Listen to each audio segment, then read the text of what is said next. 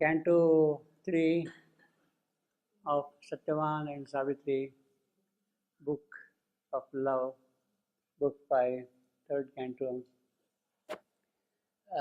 Just a little background about the statistics of this canto.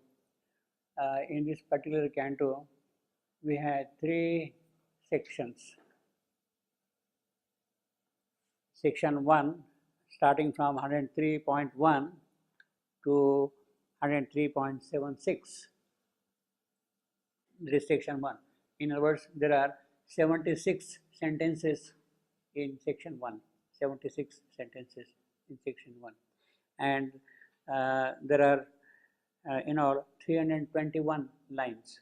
In section 1, 321 lines. Then section 2 is a short one, from 104.1 to 104.21. There is 21 sentences and 86 lines in section 2.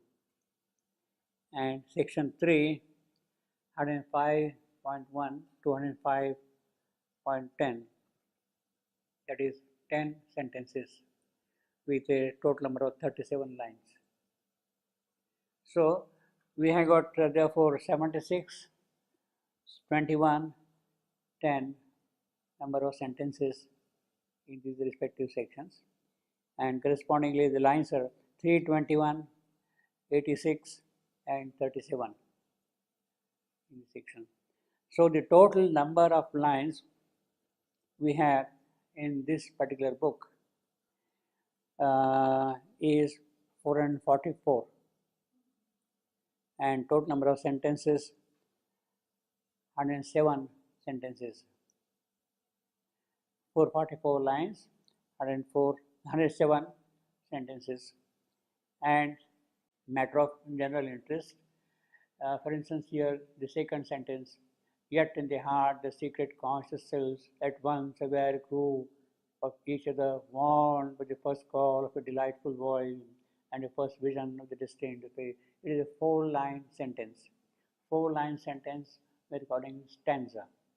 So there are in all 18 stanzas in this particular book.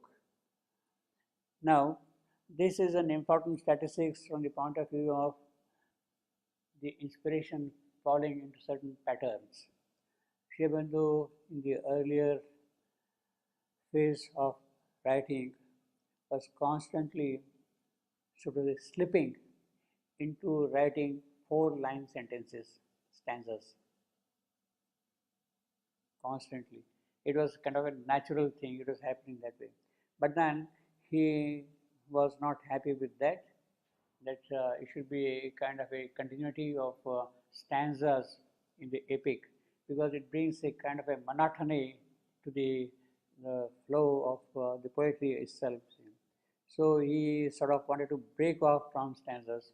Still, we see that everywhere in Savitri, in every section, there are more number of, roughly I will say 25%, if not more, are stanzas. Means if you take 100 sentences, there are about 25 stanzas in each. And then the remaining 75 are distributed 1 line, 2 lines, 7 line, 10 line sentences like that. But the grouping of stanza is quite prominent in the composition of Savitri. So we have got 107 sentences and 18 stanzas. So that way, in this particular book, the number of stanzas is less than 25%. In a way, this is understandable also, because the whole tone, the whole mood of this particular book is lyrical,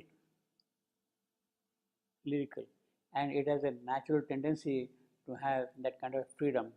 But in other parts, the stanzas are quite prominent, number of stanzas in each canto. Now, here in the original edition, we have got total number of 444 lines in Canto 3, in this particular canto. In the revised edition, there is one extra line, 445. One line is not present here.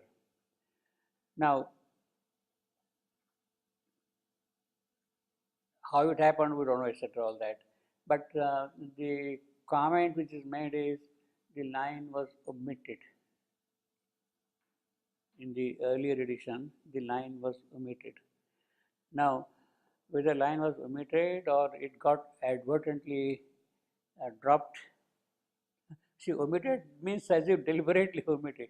If it is advertently dropped, is a separate sense together, see, in that sense. But anyway, I mean, even if that line is missing, the continuity, the theme, the development, it does not give any break as such. The whole thing, the whole sense flows pretty well with the line or without the line as such, you see. So, 444 lines in the first edition. Actually, we have got in the 1950 edition 444 lines. In the 1954 edition, the university edition, that also has 444 lines. But the extra line, 445th line, appeared for the first time in the centenary edition, 1972. 1972, you see. And that has been retained by the revised edition. But our policy here is to go strictly by the 1950 edition, and we have retained in all our formulation the 1950 text, first edition text, you see. Now, if there are departures, they can be discussed separately, but we should not depart from the original text as such, you see. That's the whole idea. Now, with this little background, I had told you already how the book of love was composed and all that thing earlier. So we can now go ahead with the text proper, and suddenly you are taken to a different land, to different space-time. The very first line also. Actually, different land, different space and time is already indicated by the last line of the previous canto.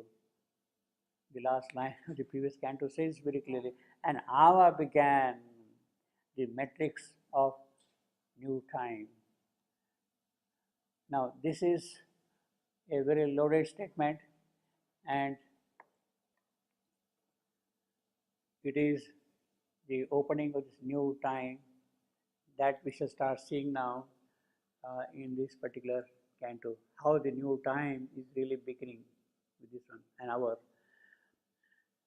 So, in a way, an hour began the matrix of new time is something we should remind us, rather we should recollect the very first line itself, the opening line of Savitri.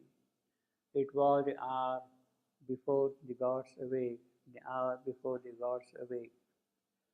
Now here, matrix of new time, an hour began, matrix of new time. So the first line gets immediately connected with the matrix of new time, an hour began. In other words, the gods are going to be awake now. The gods are going to be awake, and that will be the matrix of new time. Now, how the gods are going to be awake, by what agency, by what mechanism? I mean, the key for all that rests in the meeting of Satyavan and Savitri.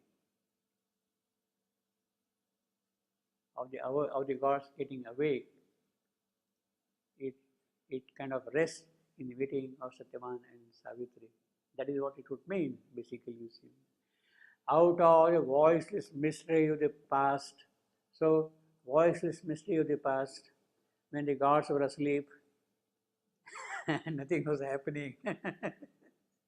It was dumb, it was mute, nothing was being said. In a present ignorant of forgotten bonds. Now, in a present, the matrix of new time, an hour began, that is the present, that they are coming together. Here are they approaching each other, ignorant of forgotten bond. Now, it looks as though from nowhere appears Satyavan, from nowhere appears Savitri, and at this distinct meeting place, at this distinct hour, they are going to meet. And therefore, they were ignorant of each other, forgotten bonds. They already had ancient bonds through ages. We have already seen that thing. Yuge, yuge, age after age, they have been meeting and coming together. But because they had taken the human birth, that memory is not there. And therefore the bond, but it does not mean that the bonds are not there. The memory of the bonds is not there. Bonds have been always there. In a present, ignorant, forgotten bonds. Therefore, to us, it looks as if they are coming from nowhere and meeting suddenly like that and falling into love with each other suddenly like that. Love at first sight, as we said. So it is not that. It is there all along. These spirits met upon the roads of time. These spirits, that of course refers to the immortal spirits of Satyavan and Savitri, but they had taken the human birth. Therefore, on the roads of time, they had taken human birth. Therefore, on the roads of time, they are meeting. It is, in a way, by chance, in a way, by an accident, as we have already seen, that they got touched in time and things were done. That kind of a chance is there. Some design is also there behind it, and therefore they met upon the roads of time. See, I mean, in the wilderness, there is absolutely no possibility. In fact, what I have been saying in the language of physics, the cross section of interaction is extremely small. I mean, suppose for a second this man is late, or that girl is late, things would have gone. It has to happen exactly at the same place at the same time. So the cross section of that happening is very, very small, but it does happen. See, because there is a sort of a design behind it. God touched in time, and the memory awoke.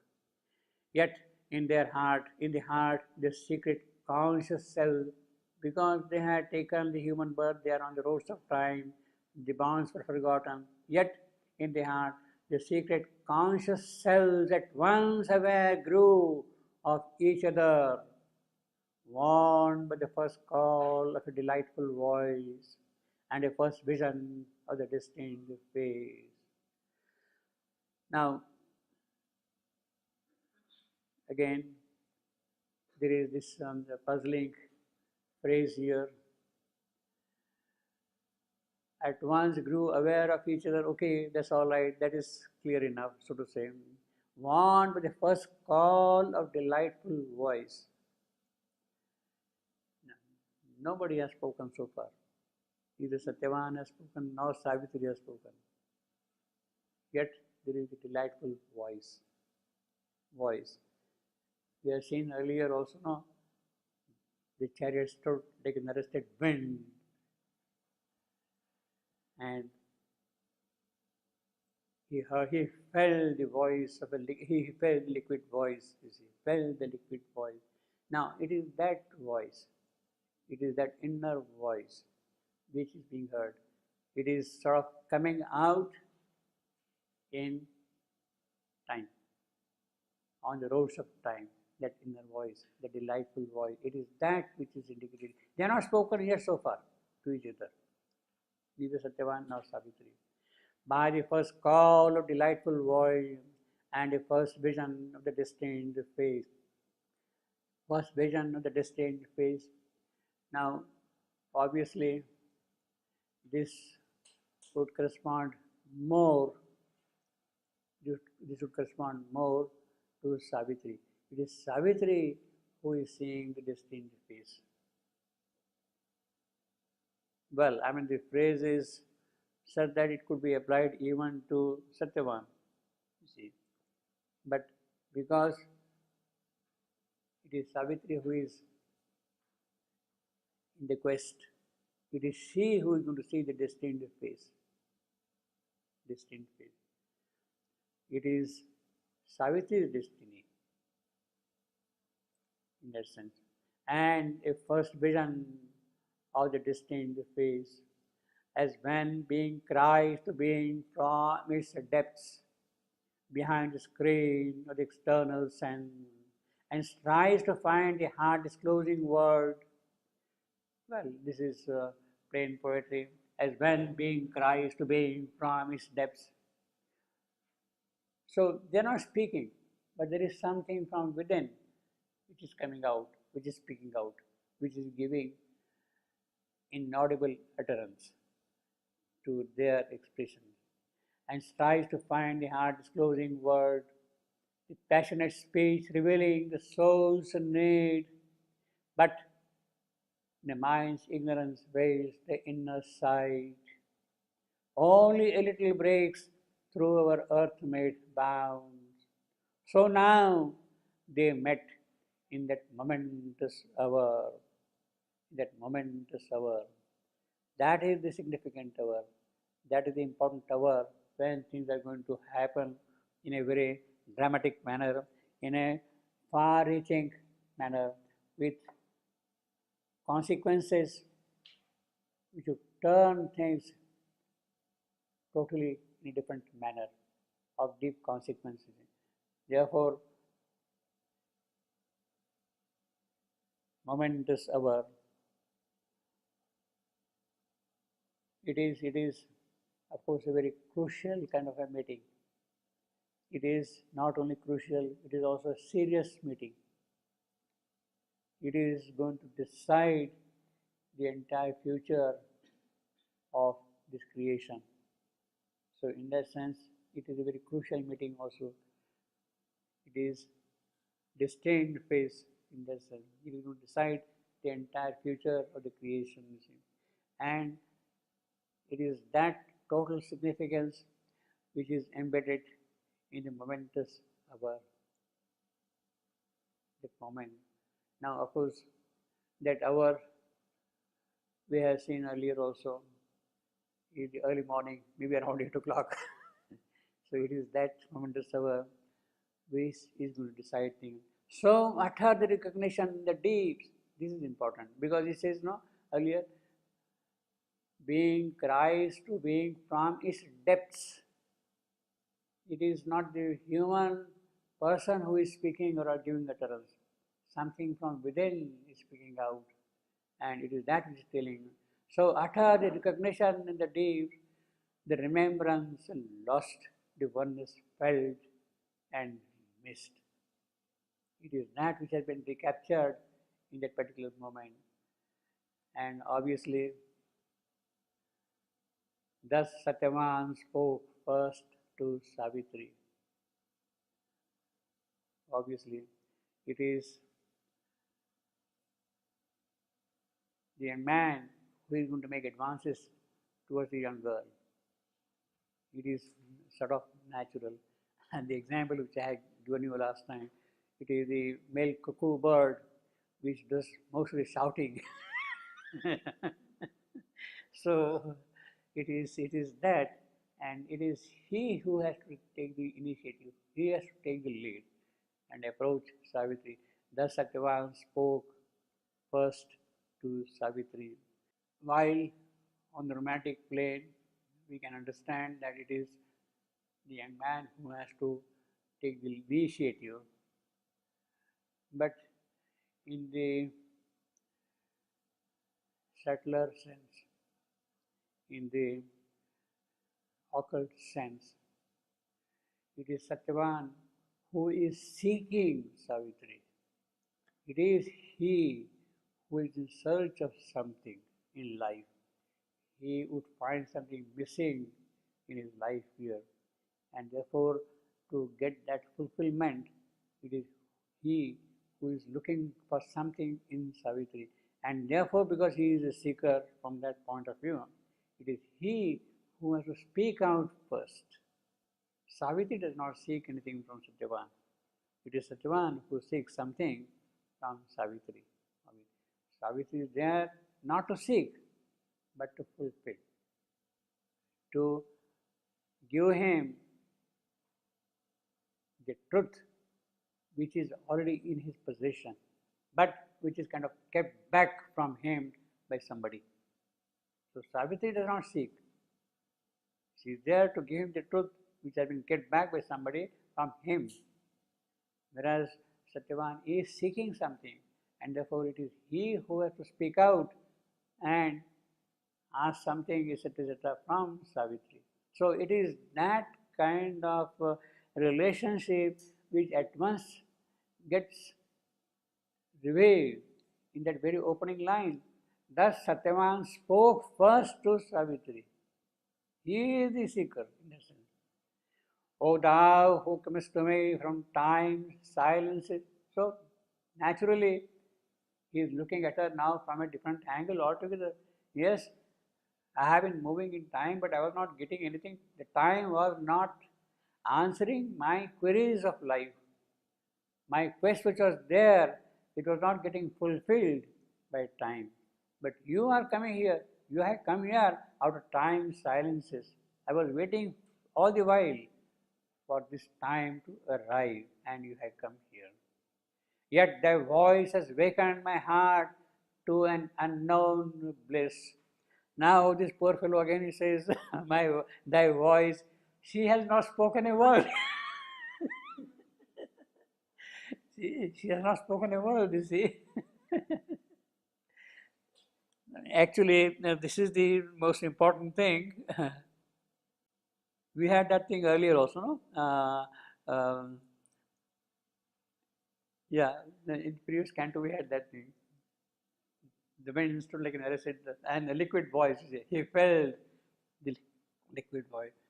Yet thy voice, in other words, it is his subtle being, Sukshma Deha, Sukshma Karna, ears. It is they have got awakened by the very physical presence of Savitri. They have got awakened. The ear behind the ear, that got awakened. The moment he sees Savitri there, it is the occult ear which is hearing something which was there all along. It is not a physical ear of this particular person in his flesh and blood here. O thou who comest to me out of time, silence, yet thy voice has wakened my heart to an unknown bliss. He is already jumping up. You have come. You have already come here, you see. Immortal or mortal only in thy frame.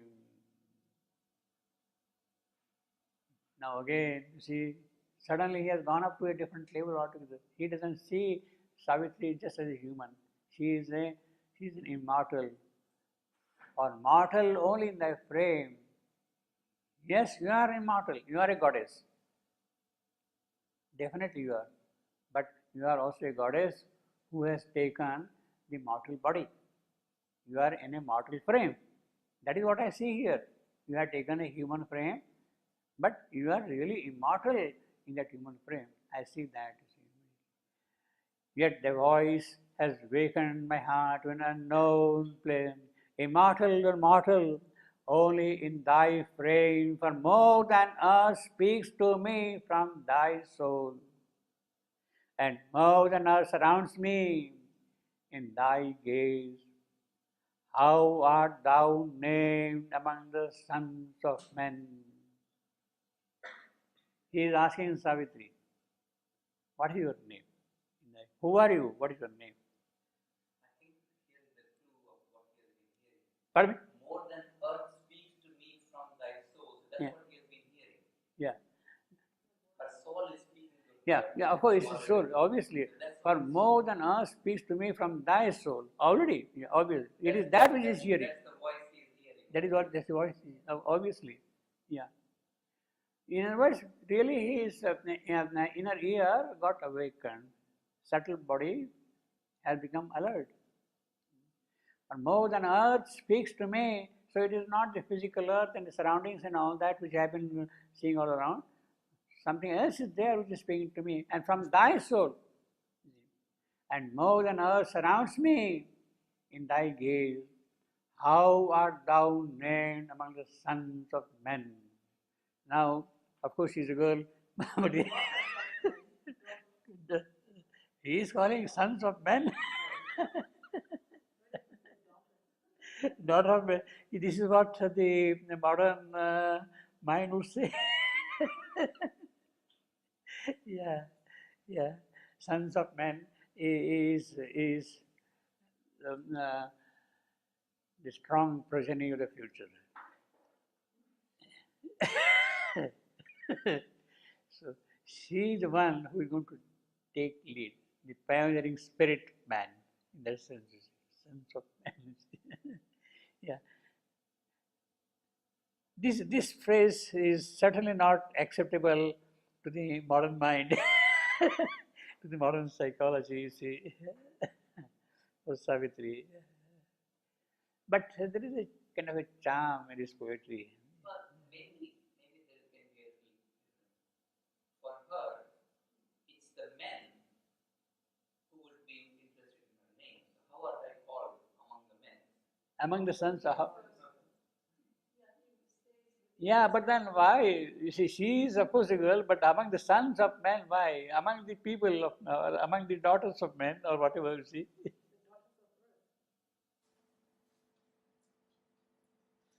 But what I was thinking is that there is a frame in which it's the men who would be discussing all the names of maidens. So among those men, how are you known?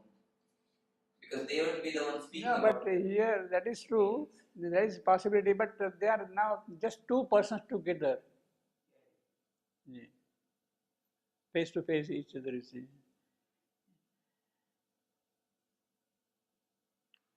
But that is. Let us still think on this phrase, what it means. You see, sons of men. Among the sons of men. You see.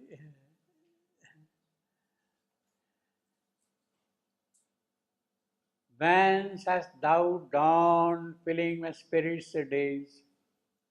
What is your source? What is your origin? Where from you are coming? Please let me know that. You don't seem to be someone coming from the sons of men. But still, you are perhaps having a name among the sons of men. You are certainly coming from somewhere else. Now, before that, let us say this line again. Yet thy voice has wakened my heart to an unknown bliss. This is very beautiful from the poetry point of view, this particular line. See, metrically, yet thy voice, that is first foot, yet thy voice has wakened my heart to an unknown bliss. You will read it as, yet thy voice has wakened my heart to an unknown bliss. See, yet thy voice, that's the first foot, has wakened my heart. Third foot, wakened my heart. Third foot, wakened my heart. This is third foot. And the fourth foot is twin, unknown bliss. Twin unknown. Means basically, in terms of metrical language, the first foot is an anapest. It's a voice, short, short, long. Second is an am, has wakened my heart. Third foot is again an anapest. Means I got anapest, am, again anapest. Then the fourth foot is a tribrach, short, short, short, 3. Third foot, to and un, to and un, 3 short, short, short, to and un, tribrach. And the fifth foot, known bliss, that is Pondi. Strong, strong. To an unknown bliss. Metrically, that is how you will divide the line. In other words, I will scan the line as anapest, am, anapest, tribrac, spondy.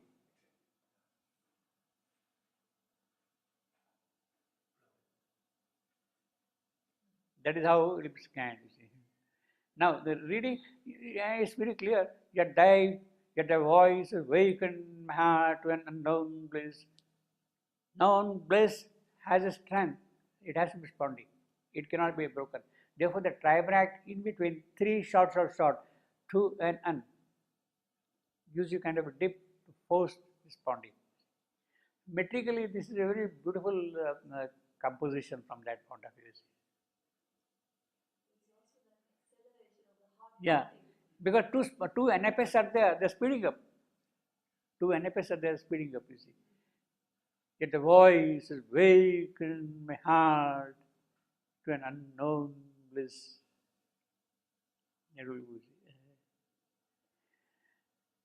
And then this line we have seen earlier also.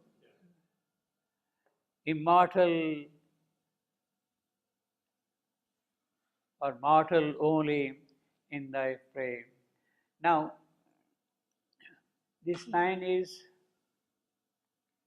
again important, as I told you earlier last time, that there are 20 lines in Savitri, in all, 20 lines in Savitri, where both the words mortal and immortal appear in the same line.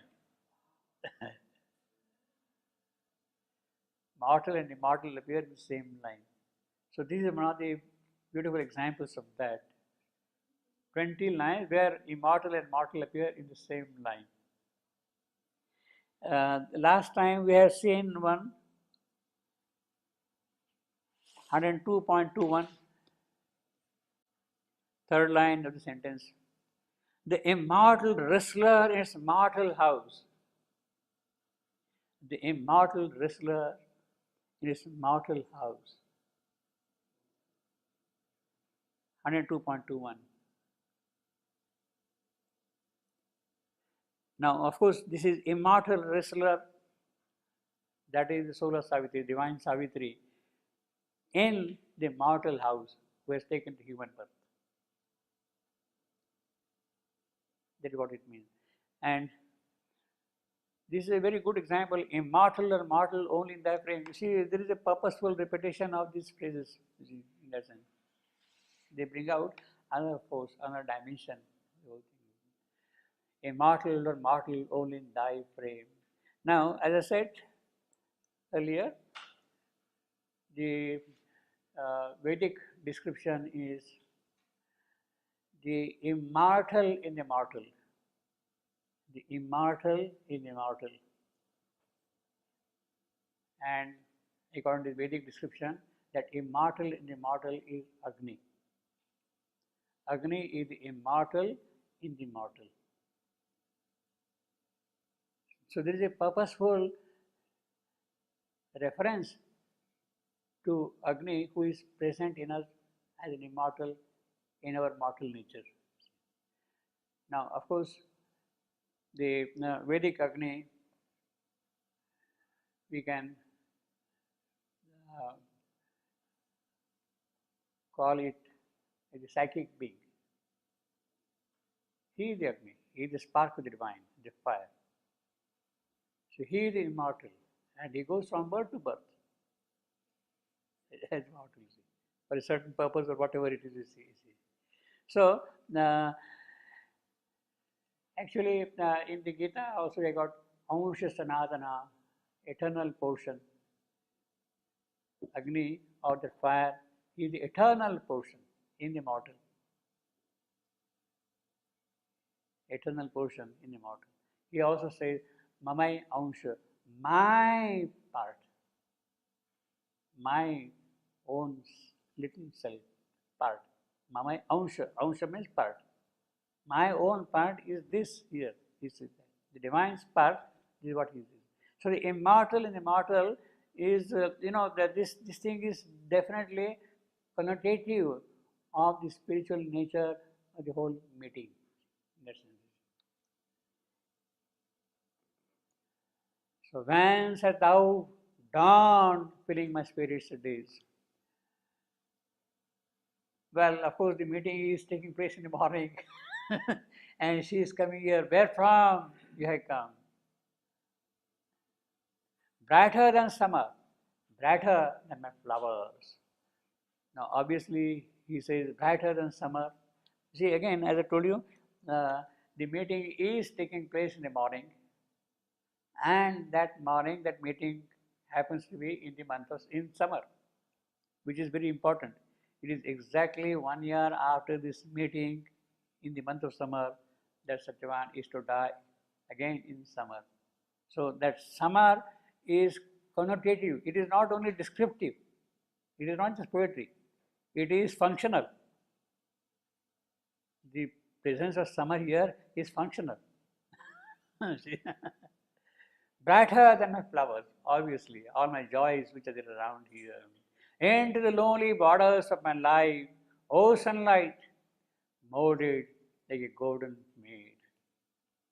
So the whole sunlight has become now a statue of a maid who is standing in front of me, in flesh and blood, of course. I know that mighty gods are friends of earth. Yeah, that is why you are here. Otherwise, I don't think you would have been here. You have come here as a friend. That is why here. I know, well, Satyavan is going to describe shortly his spiritual experiences, spiritual realizations, even the experience of the oneness of self in all. He has all those Vedantic experiences already here with him. And therefore, I know is important. He already had that thing. I know that mighty gods are friends of earth.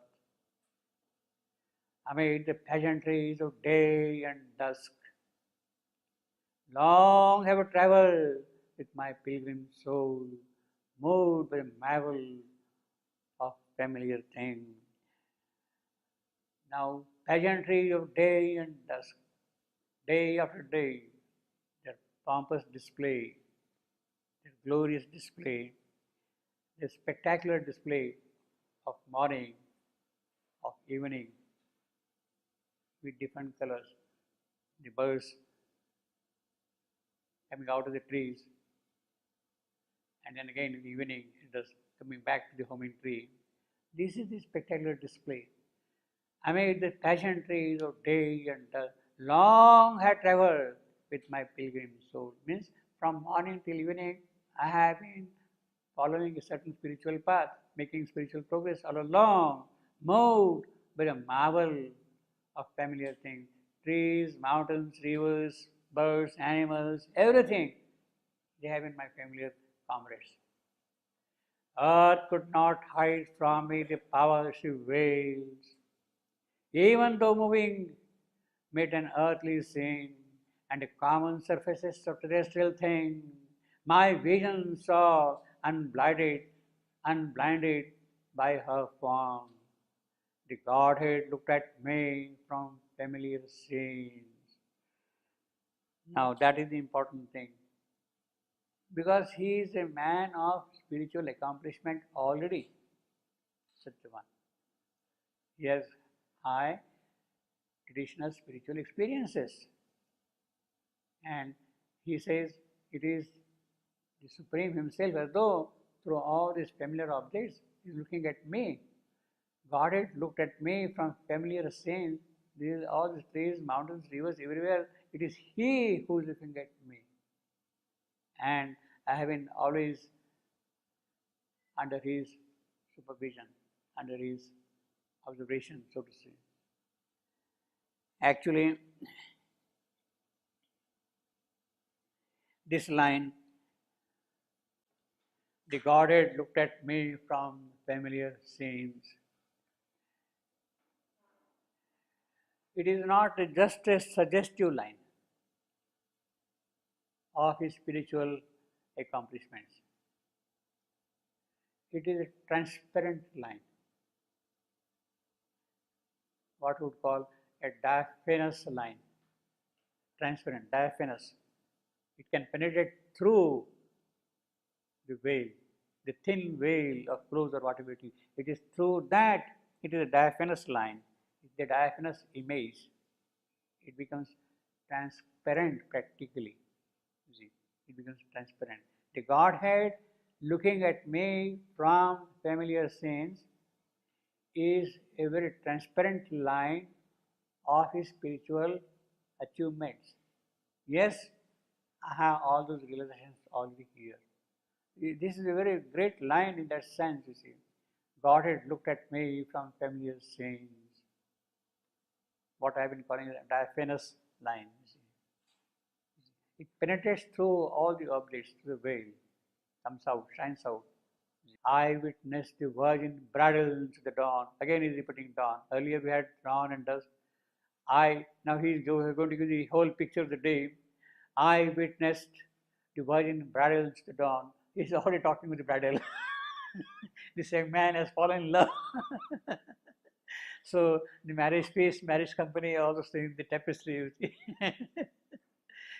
I witnessed the virgin. So all those colorful things which you see in the morning, you see, they are the bridals, you see, the tapestry. Behind the glowing curtains of the sky, or vying in joy with bright morning. So from morning, then from the dawn, then to early morning, or vying in joy with bright morning. I pace along the slumberous coast of morn. Slumber. You see here again, he used the word slumberous. Earlier, in one case, he has used slumberous. B-R-O-U-S without E. Slumberous. Here he uses slumber. So see the kind of continuity of the flow of the language, which is important. I pace along the slumberous coast of morn, or the gold desert, or the sunlight cross. The whole day, bright day, is a gold desert because it's not colorful in that sense. Cross, traversing great ways of splendor and of fire. That is what happens during the hot day in the summer. See? Or with the moon gliding amaze through heaven. So in the evening, you see the moon gliding in the sky. Met the moon gliding amaze through heaven in the uncertain wideness of the night. Uncertain. The moon does not know what is going to happen, whether it's going to be swallowed up by the night or not, so to say. Because it depends upon the waxing and waning of the moon. In what phase it is, it will be there for some time and again suddenly it might disappear also. See. Therefore, uncertain, you see, in that sense. Or the stars march their long sentinel routes, pointing the spears through the infinitude. So if there is no moonlight, well, there are stars in the night sky. So morning, he's describing the dawn, he's describing the morning, he's describing the whole day, he's describing the moonlit night, he's describing now the starry night. What happens? Pointing all the stars march on the long sentinel routes, pointing the spears through the infinitudes. Now this is something which is very beautiful. The stars pointing to the infinitudes. The stars are carrying spears in their hands. They are the night watchmen, guarding the night against the evil. The stars. They are the Arthurian knights, K-N-I-G-H-T, spears, riding horses, and moving the sky. The stars. The stars march on long sentinel routes. They are guarding the night, pointing the spears through the infinitudes. That is the kind of an image he has already had about the night. Through the infinitudes, the vastnesses of spaces of night. They are guarding the space. Now, this is of course the plain description, but stars, sentinels, spears, as said, this is the description of the medieval knights. Knight K-N-I-G-H-T. riding the horses, and then the night, this is what the stars are doing, guarding the earth against evil of the night. But there is also in this particular description a kind of a reference to William Blake's tiger. Tiger, tiger, burning bright in the forest of the night. In the forest of the night. And there he says, well, let me read that particular stanza from Blake. He is describing the fierce nature of the tiger and gleaming bright. And then what does it do? The tiger. He says, when the stars threw down their spears, when the stars threw down their spears and watered heaven with their tears, did he smile his work to see? One who had made this tiger, did he smile his work to see? Did he who made the lamb make thee? Is it the same God who has made this land also made you, the fierce tiger, burning bright in the sky? And when the stars threw down their spears, did not the heaven water the place with tears? Now, the stars threw down their spears. This is what you have got here. Spears, you see, again, very important. Stars, spears, and sentinel roots, you see, all these things are pertinent to that description of tiger which is given by Blake in his poem, you see, that one. Now, in Blake's poem, Tiger, tiger actually represents the fierce nature of Christ himself. Christ in a certain form. And when he was fighting against the hostile angels, he had assumed that tremendous form. And those stars then threw down their spears. When he was fighting against them,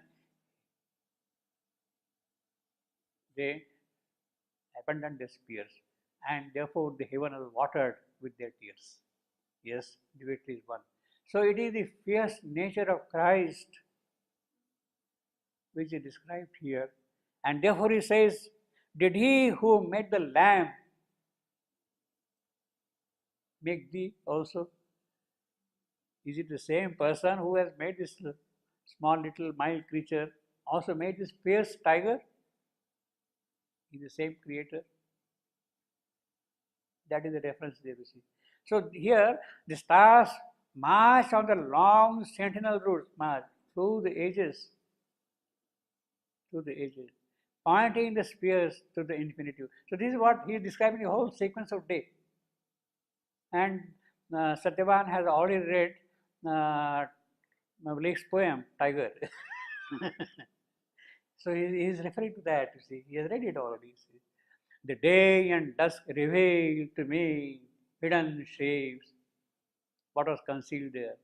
Figures have come to me from secret shore, and happy faces look from ray and flame. So everywhere, so he is describing the entire course of the day, from early morning, from dawn, etc., till the night, till the stars marching the sky with their spears and all that is completely described here. See. And happy faces look from ray and flame everywhere, from brightness, from burning aspiration. I see that thing everywhere, you see. I have heard strange voices cross the ether's waves. Now, this is another kind of a celestial description. I have heard strange voices cross the ether's waves. The centaur's wizard song has thrilled my ear. I glimpsed the apsaras bathing in the pool and saw the wood nymphs peering into the leaves. The winds had shown to me the trampling lords. I have beheld the princess of the sun burning in thousand pillared homes of light. What a description! I beheld the princess of the sun burning in thousand pillared homes of light. Yeah. I have heard strange voices cross the ether's waves. Ether, of course, the ethereal spaces, Akash, you can see. Actually, according to the uh,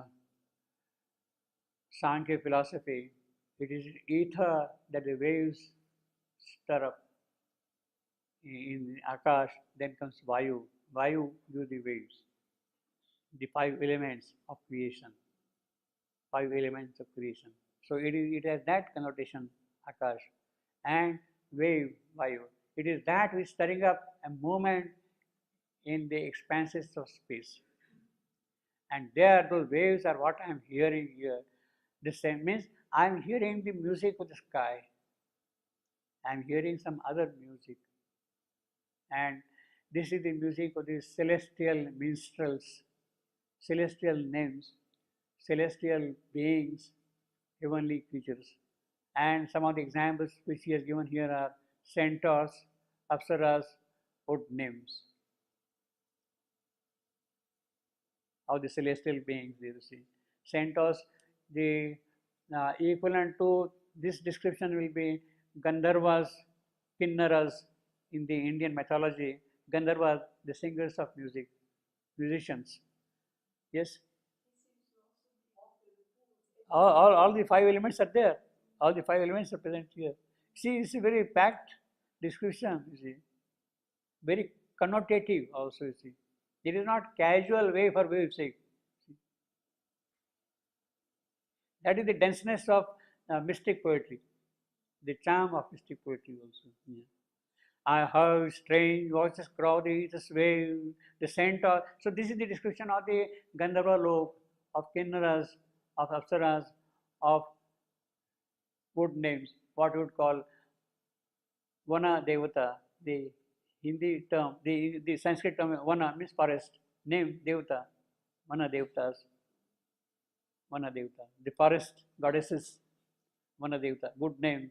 Peering into the leaves, they are saying to the forest. You see.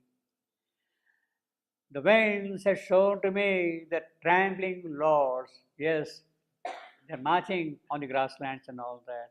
I feel the princess of the sun. Now, this is an important line in several ways. And in fact, the next line also burning in thousand pillared homes of light. Thousand pillared homes of light. Sahastra. That is the description. Now, see, earlier we have centaurs, apsaras, wood nymphs, and of the celestial minstrels, celestial beings, of those kind there. Then now he is moving from the celestial, means the vital realms. He is moving to the overmind realms. He is moving to the overmind realm. When he says, burning in thousand pillared homes of light. Thousand pillared, that is the description of the overmental sky, of overmental temple. It is supported by thousand pillars. The house of the overmind Lord is built with thousand pillars upon that. In other words, in the metaphysical language, thousand stands for the multiplicity of the creation. Overmind creation, it is from that the multiplicity starts. So he has already reached the overmental level there. Thousand pillared homes of light, he says. You see, that is important. He's already there. Burning in thousand pillared homes of light. So from the Swara Loka, he is now already going to the higher overmental world. Satyavan. He is describing all those spiritual experiences which were kind of common to him. burning in thousand, actually thousand pillared. See in the Katha Upanishad, when the young Nachiketas is left at the house of Yama, death. His father had given him to Yama, Nachiketas. There, Yama was out of station. He had gone out somewhere, and he had to wait for his arrival for 3 nights. Nachiketas had to wait for his arrival, Yama's arrival, for 3 nights at the door. And when he comes, he makes inquiries why you are here for, etc., to this boy. And then he says, I want knowledge, spiritual knowledge, etc., etc. He demands that kind of a thing. Yama is pleased. And one of the first boons which he gives to Nachiketas is he takes out from his neck a garland, not exactly a garland, a necklace of 1,000 jewels and gives it to Nachiketas. Necklace of 1,000 jewels he used to Nachiketas. Here is my gift to you. You have come here, you have waited for me, you are a deserving soul and all that kind of a thing. So this is my necklace. In other words, he is already giving to him his spiritual knowledge of the overmind world. 1,000 jewels, 1,000 pillars. That is the characteristic of the overmind world. So Yama, death in our language, has given that knowledge of the overmind world to Nachiketas. Here, Satyavan has already acquired that knowledge by his association with nature around here. By living there in the company of the great rishis in the forest and all that, he has already received that knowledge of the overmind world. Burning in 1,000 pillared homes of light. He is describing all his spirituals. He is giving a kind of status report, his biodata. this is what I had done, you see. Now, before that, we have another very powerful line. I have beheld the princess of the sun. Princess of the sun. Yes, I have been moving in the company. He is now describing gods and goddesses and apsaras and nymphs and everybody. And he says, I have been also seeing the princess of the sun. Now, who are these princess of the sun?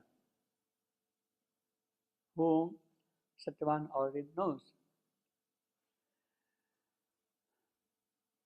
My guess, what I could hazard is, these princess of the sun are what you would call in the Indian terminology Adityas. Aditya. There are 12 suns. Aditya is a derivative, means one who has come from Aditi. They are Aditya.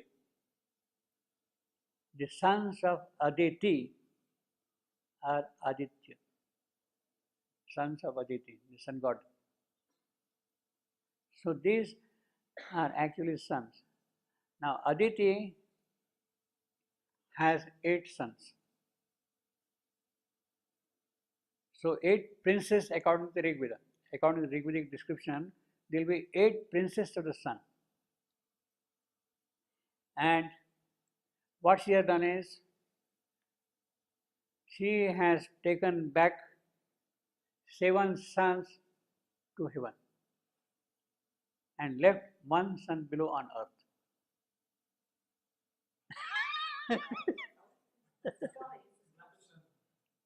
For me? This is, no, it is the Vedic description. It is in the Rig Veda. It is a Vedic description. It is an experience. It is a way of speaking something.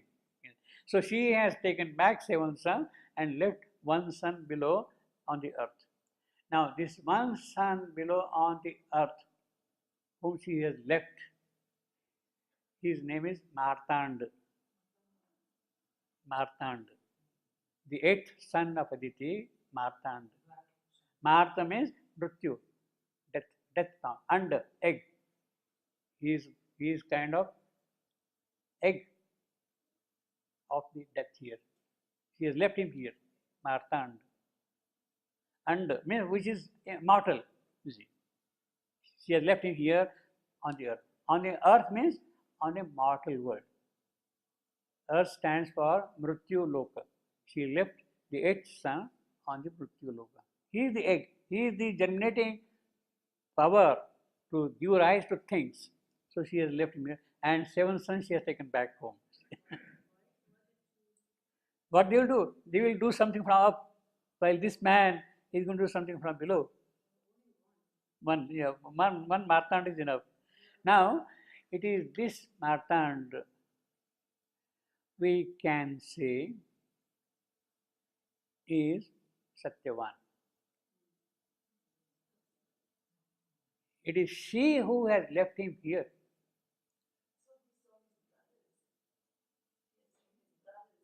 Yeah, she has left him here. Satyavan, he is here. She has left him, Martand, we call it. She has left him here for a certain purpose, etc., etc. All that thing. So it has happened that way. Now I have made a list of the names. If you are interested in knowing all those uh, uh, eight sons, Aditi's eight sons: Varuna, Mitra, Aryamana, Bhaga, Ansha, Dhatri, Indra, and Martand. These are the eight sons in the Vedic description. Varuna, Mitra, Aryamana, Bhaga, Ansha, Dhatri, and Indra. And of course, Martanda is eighth son. So these seven sons are in the sky, in heaven. And the eighth son is left on the earth, in the mortal world, Martanda. So these are the eight sons. See why he says princess of the sun. It's a very packed phrase. I have already seen all those seven sons, eight sons. He himself is, of course, the eighth son. Because he has taken human form. Yeah, Savitri will make him know. Yeah. So now this is according to the Vedic description. In case you are interested, you can take the reference Rigveda 72. Him Sukta 70. Him 72 in the Rigveda. Now, in the Brahmanas, you see, this is the Vedic description in the Veda, Rigveda. In the Brahmanas, the names are different, and they are Indra, Mitra, Ravi, Savitra, Surya, Varuna, and Yama. Yama. Instead of Martanda, Yama. Yama. In the Brahmanas. And in the Puranas, there are 12 Adityas. In the Purana, there are 12 Adityas. And they are Ansha, Aryamana, Bhaga, Dhuti, Mitra, Pushana, Shukra, Savitra, Tvashtra, Vishnu, and Vivasvana. Vivasvana is Aditya. That is Yama himself. Vivasvana, Yama himself, death, in the supramental Vivasvana. He is the 12th Aditya. And the son of Vivasvana, of this son, is Vaivasvata. Vaivasvata stands for death. The son of this son, S-O-N, son of this son, S-U-N, of Vivasvana is Yama, death. It is he who has taken here. So there is a kind of a relationship between the Vedic description and the Puranic description and the princess of the sun here. You see. So it is basically, if you go by the Vedic description, I will straight away say that the eighth son which Aditi has left here behind on earth is Martanda, who is none but Satyavan.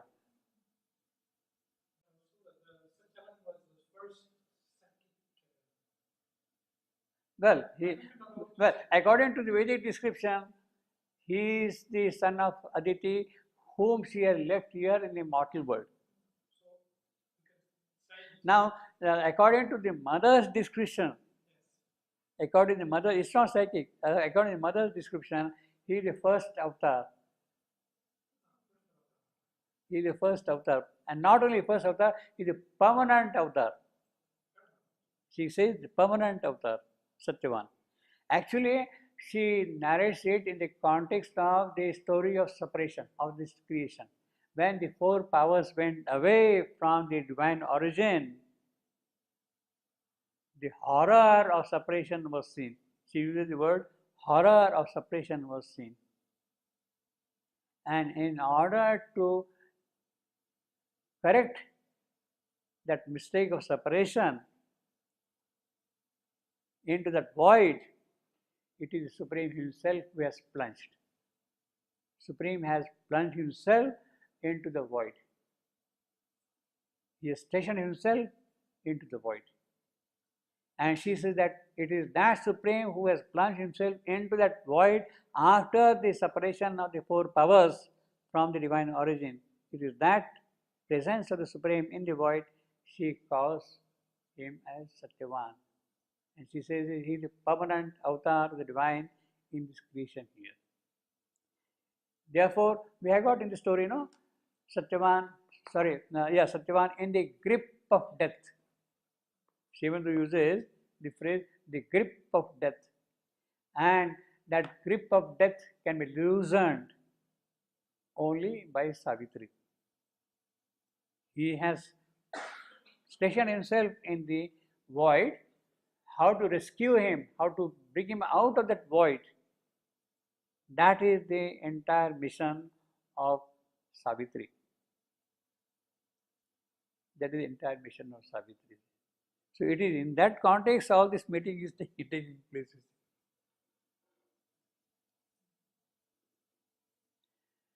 Burning in thousand pillared homes of prayer. So now my mind could dream and my heart fear that from some wonder couch beyond our air, risen in a white morning with God, thou drivest the horses from the thunderous world. She is driving her horses, she is driving her chariot. That's the image we have seen constantly here. And he says that you are coming from the thunderous worlds. Thunderer, of course, here in the context of the description, stands for Indra Loka. Indra, he is the thunderer. Thunder, Vajra, lightning, that is the weapon. You have come from Indra Loka. From some wonder couch beyond our air. This is your couch, your chariot is not this golden chariot, it is something else, it has come here. Risen in a white morning of the gods. This is the God's morning now that we are meeting here and you have come here. Thou drivest the horses from the thunderous world. So she is coming for him, according to him now, according to his vision, from the world of Indra, Indra Loka. Of course, according to the Greek mythology, thunderer would stand for Zeus, lightning. But here, this is a Vedic description as you see. So, thunderer here is definitely Indra in that case.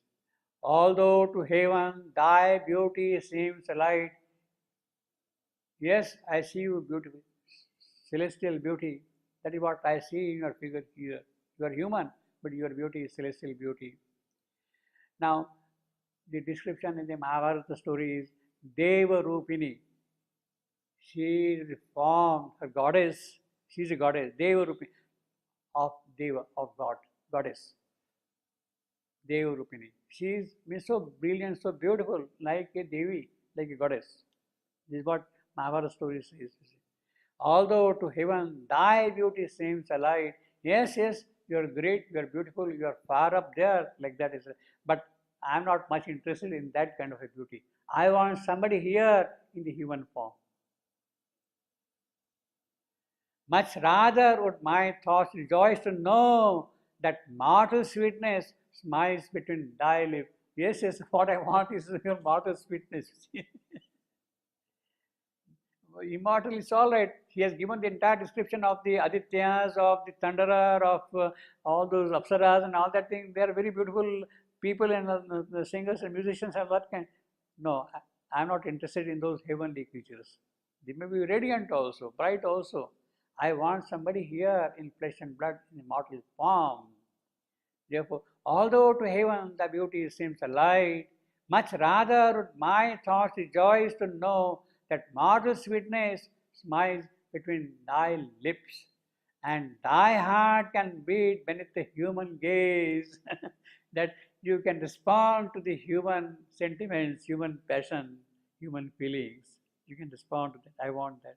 The gods are indifferent. They may be very beautiful, they may be radiant, they may be very knowledgeable creatures also, very powerful also, but they should respond to human sentiments. That is what I want. And thy heart can beat beneath the human gaze. We will respond, beat. And thy orient bosom quiver with a look, and its tumult answer to an earthborn voice. Mine is an earthborn voice, and I expect that it will respond to my voice, my messaging. In fact, this is the kind of the alchemy which had already worked in Savitri, this is what we have seen earlier, the alchemy. If our vexed, time vexed affection thou canst feel, yes, we are living in the world of sorrow and suffering and anguish all the while, this is mortal world. That is what time vexed affection. Us is of simple things can satisfy, all our simple wants, etc., if they can satisfy you. If thy glance can dwell content on earthly soil, means if you are willing to accept the human nature, human conditions, human pity, human misery, human smallness, whatever you want to call it, if you are able to accept. And the celestial summary of delight, you are the summary of delight. Thy golden body dally with fatigue, oppressing with his grace, our Tyrian. So come and stay in our worldly life, while the frail, sweet passing taste of earthly food. So you will eat our earthly food, our daily bread, butter, whatever can we offer you, you see that thing. Delay thee and torrents leaping wine. Torrents leaping wine, the rivers are there, they are the leaping wine. If these things please you, our earthly life, it pleases you, descend, come down from a chariot, come down from your skies above. Let thy journey cease, come down to us.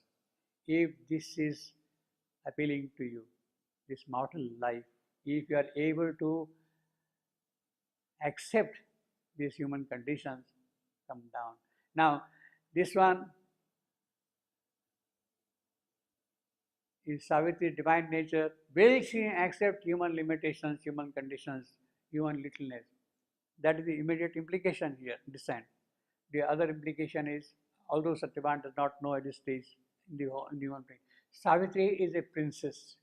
She has grown up in a palace, in the royal purple ambience, Savitri.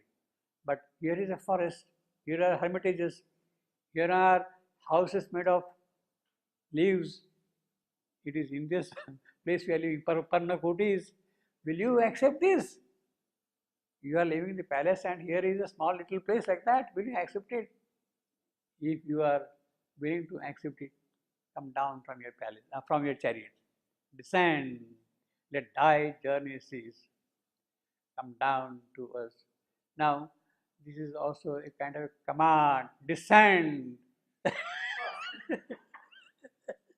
You better stop now going forward. Let your journey cease. You don't have to go forward at all, you see. Descend, come down. And then he says, close is my father's crippled hermitage. See how naturally the whole sequence is developed in poetry. Yes, very close by is my father's house here. Close is my father's crippled hermitage, screened with the tall ranks of the silent king, tall ranks of the silent king, the tall, hefty forest lands which they are screened by the king. Behind these trees is the hermitage of my father. Sung by voices of the hue-robed choirs. So who sings there? The birds, hue-robed choirs, whose chants repeat transcribed in music's note, the passionate colored glittering with the boughs. What the trees, branches they sing, it is their chant which the birds repeat and fill the hours with their melodious cry. That is the place where I'm living. I don't have dazzling chandeliers and marble floors and great walls and paintings and all that thing here, but this is my world here only. So if you are happy with this, if it appeals to you, descend from your chariot. Let your journey stop. In other words, he has already kind of a sense that this girl is going from place to place in search of a life partner, and therefore she need not go further. She need not go further. That is the long, that is the long and short of it. Yeah, that is the long and short of it. Yeah, yeah, that is the long and short of it. Amid the welcome hum of many bees, invade our honeyed kingdom of the world. See what a beautiful thing. You see, there is a sweetness all around here, honeyed bee. You are also a sweet person. Join these bees. Be one of them. Amid the welcome hum of many bees, they are welcoming you. Invade our honeyed kingdom of the world. There, let me lead thee into an opulent life, rich life of another kind. It is there, let me take you there. In other words, he is telling her, you get down from your chariot, I will take you to my father's place. And then he says, bare, simple is a sylvan hermit life. He is describing the hermit life. Yet is it clad with the jewelry of earth. Bare, simple. So he is giving the contrast between what was happening and what is.